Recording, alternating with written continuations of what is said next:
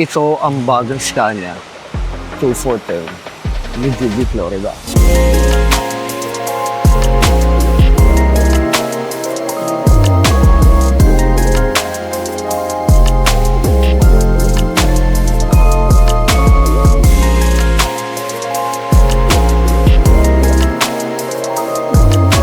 So, kagandahan dito, meron siyang sariling tray. Kung kailangan mong kumain, di ba? Ibalik mo lang to ganyan. Then, may sarili siyang monitor. Malapad yung, actually, ito yung mga premium economy, kung tawagin, di ba? Na malapad yung upuan, may tray, and then merong sariling TV.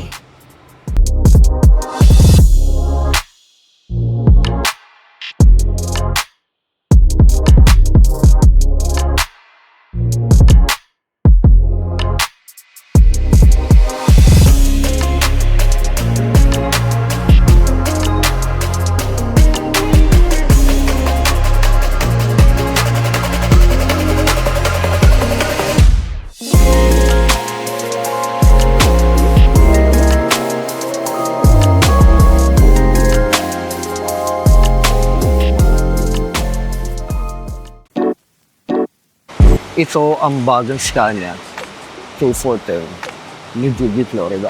These 2 units is additional Scania for the fleet. So, actually ito pang 27 and 28 Scania na ni Judy, Florida.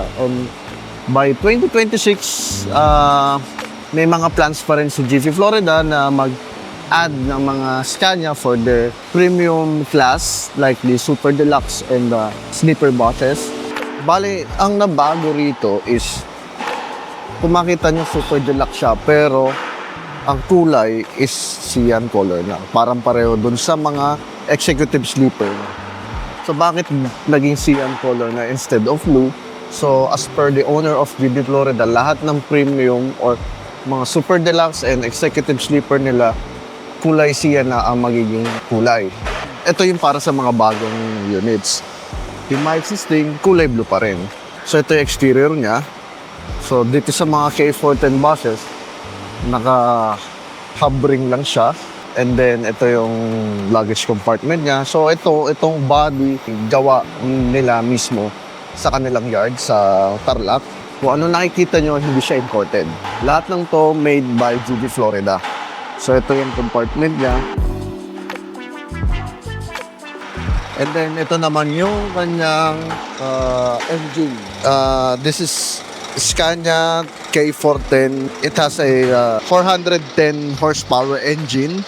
So, ano bang meron dito sa bagong Scania na to?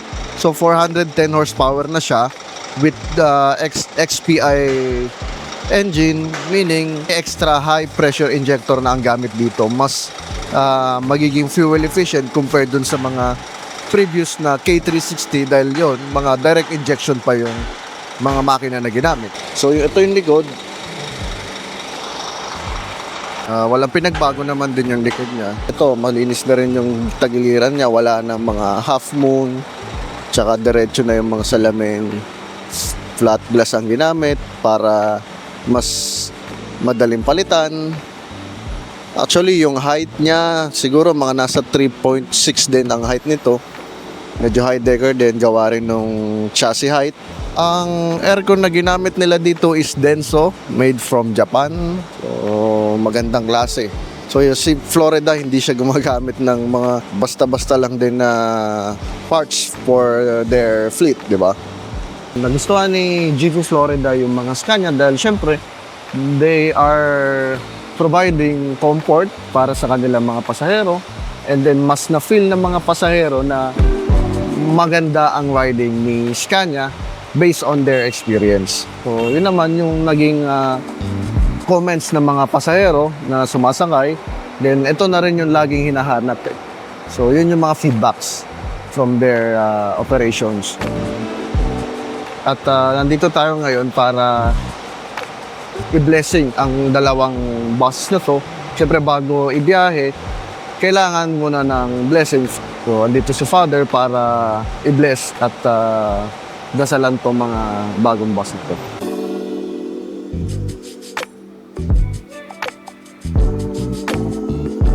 Maria, napupuno ka ng grasya. Ang Panginoong Diyos ay sumasayo. Huwag kang pinagpala sa bahay lahat. Pinagpala yung anak si Jesus. Santa Maria, ina ng Diyos, wala yung kasalanan. Kaya kami mamatay. Amen.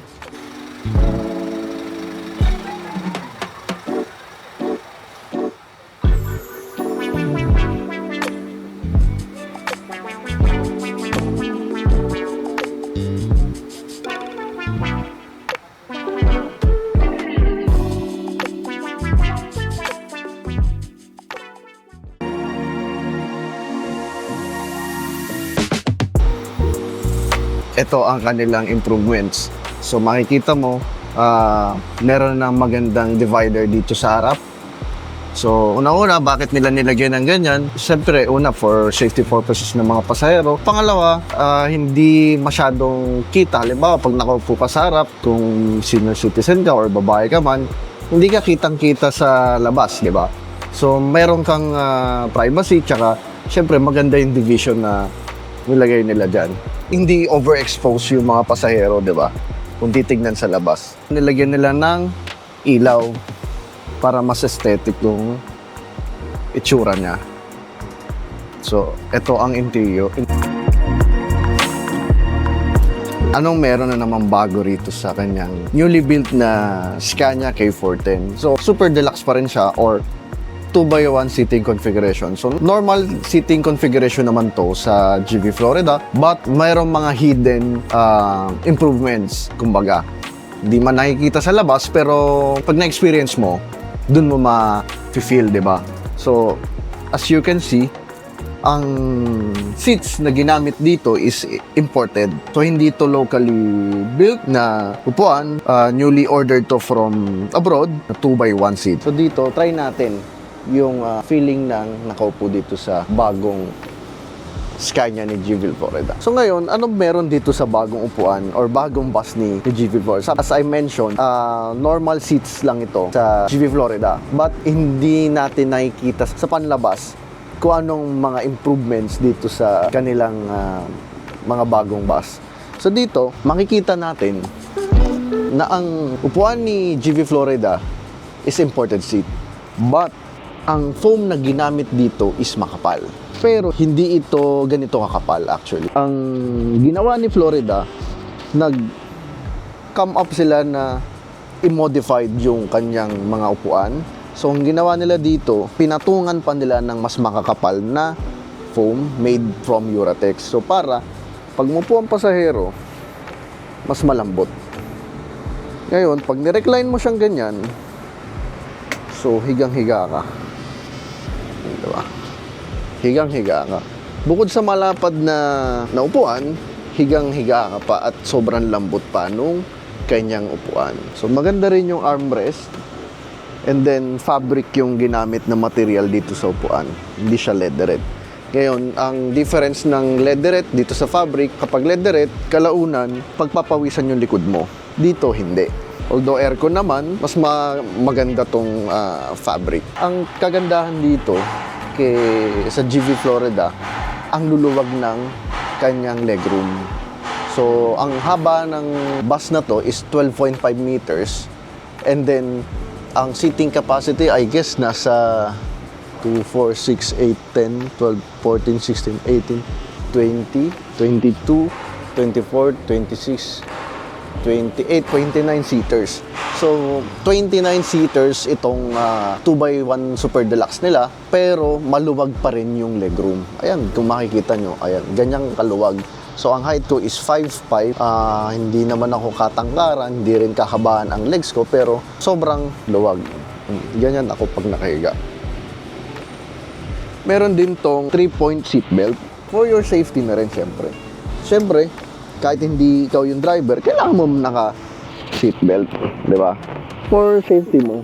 In case may emergency, di ba, hindi ka susubsob dun sa harap or any pagka nagkaroon ng aksidente. So, ang kagandahan dito, meron siyang sariling tray. Kung kailangan mong kumain, di ba, ibalik mo lang tong ganyan. Ito yung tray mo. Ito, maglagay mo dito yung kape mo, yung mineral water mo, di ba? Parang sa eroplano rin. Then, may sarili siyang monitor. Parang eroplano na rin, di ba? yung mga international airplane, halos ganito rin yung setup. Malapad yung, actually, ito yung mga premium economy, kung tawagin, di ba? Na malapad yung upuan, may tray, and then merong sariling TV. Maganda, actually. And meron na rin siyang mga ilaw dito, ambient lights. And then, ito yung aircon, malamig, komportable para sa mga pasahero. Tingnan naman natin itong dalawahan. In case may kasama kang asawa or anak, di ba? Ito ka. So, ayan naman yung kanyang view. So, ayan.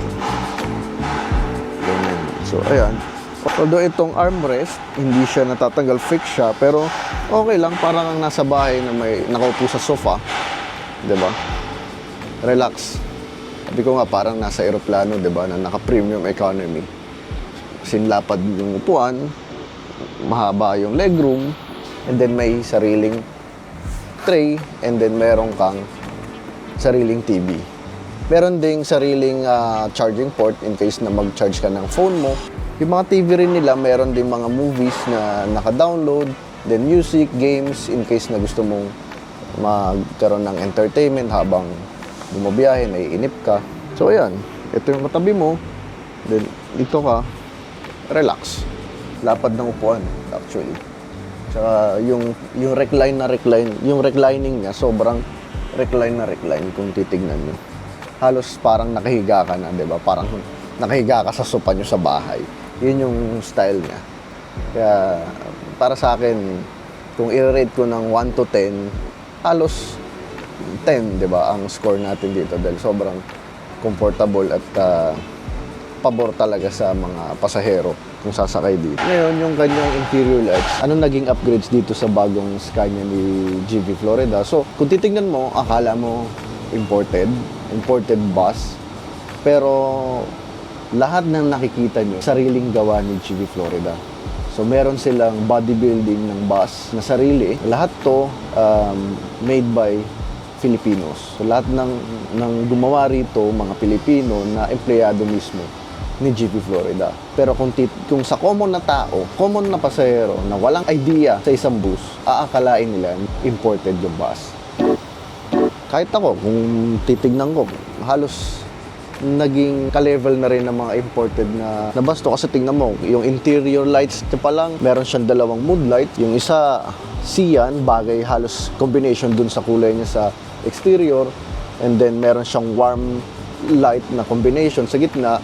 And then itong pinaka naging elegante sa mga bagong bus ni GV Florida, itong mga ceiling niya, leather siya na parang honeycomb yung design. So halos pareho na rin ng mga imported na China buses. Then kung makikita nyo yung luggage compartment niya, very spacious din. Kung marami kang dala, halos kasya naman yung isang backpack, diba? Wag lang siguro yung sobrang laking mga gamit mo, yung mga maleta, hindi siguro kakasya.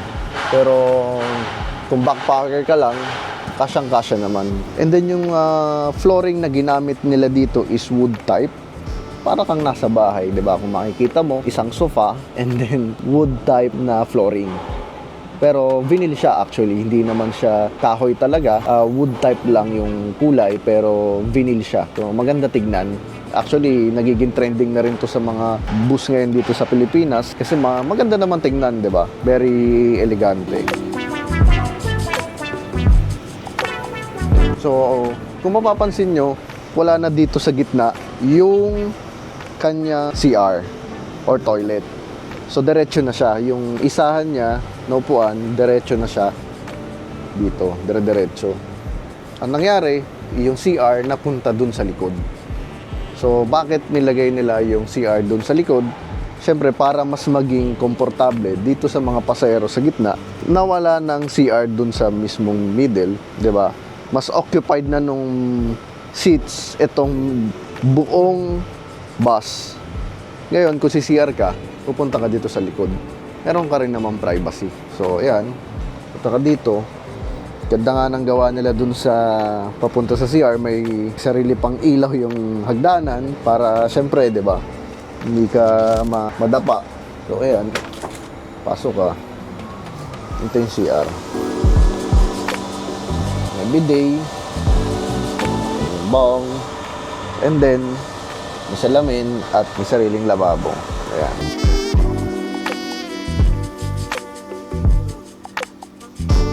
So ito ang kanyang interior dito sa likod. Kung halimbawa naman chance passenger ka, 'di ba? Pag sinabing chance passenger, naiisip natin pinakadulong upuan yung makukuha mo, 'di ba? Dito ang kay naman, ito yung pinakadulong upuan niya. So, hindi rin naman pangit o hindi ka mahihirapan kasi kahit na nasa dulo ka, maganda pa rin yung legroom, maganda pa rin yung space. Pag na-recline mo, ayan, naka-recline na pala actually.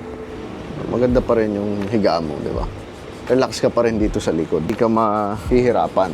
Komportable actually. Ito, ganun din. May sariling tray din, may TV, may charger. Yun lang, katabi mo yung CR. Pero okay naman, hindi naman mabaho yung CR nila. Malinis naman sila sa CR. At hindi rin mainit kasi ito yung kanyang aircon duct. Ayan, pwede mong i-adjust naman yung aircon duct niya. Diba? Hindi rin elevated masyado yung upuan. Sa iba kasi masyadong elevated kaya parang kung ikaw pasahero, may hirapan ka eh.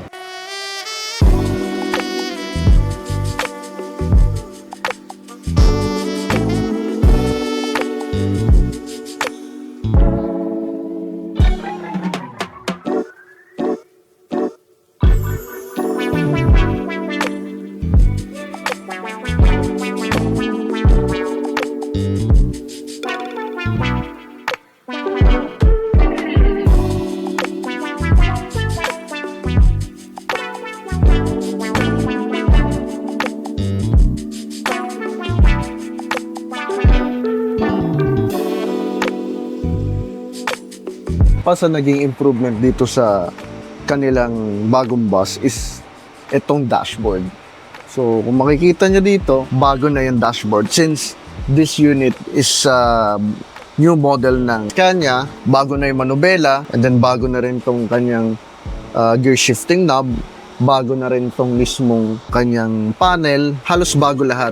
So, ano bang meron dito sa bagong Scania K410? So, bukod dun sa 410 horsepower na in-upgrade dun sa makina, meron din siyang lane departure warning tsaka advanced emergency brake. Yun yung mga bagong safety features ni Scania na in-add dito sa kanilang bagong modelo. And then, syempre, since bago yung dashboard and manubela ng Scania, in-adapt din ni GV Florida itong bagong dashboard din nila. Leatherette na siya, hindi na yung the usual na glossy type. So, may stitch pa nga siya kung makikita mo. Kita pa yung stitch. So, halos parang imported na kumbaga, di ba? Tapos, ang kanyang mga switch ng ilaw, isang area na lang din, hindi na balagbag na nakapahalang. Then, ito yung kanyang stereo. So, buo yan na leather hanggang dito.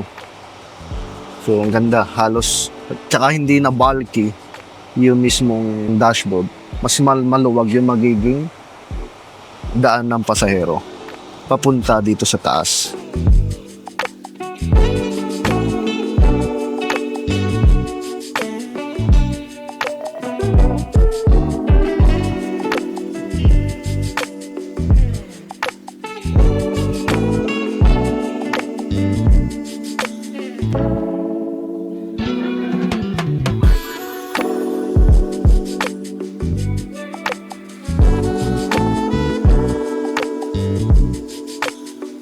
Itong mga buses ay equipped din ng CCTV cameras.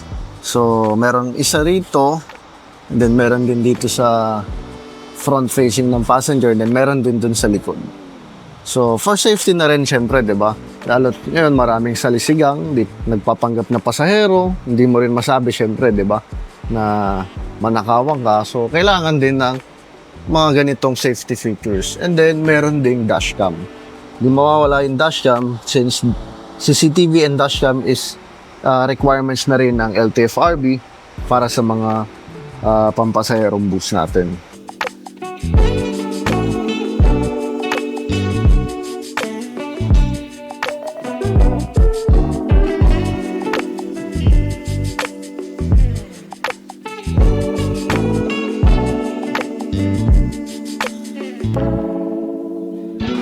So magiging biyahin itong dalawang Scania K410 ng GV Florida is Santa Ana, Cagayan, Manila.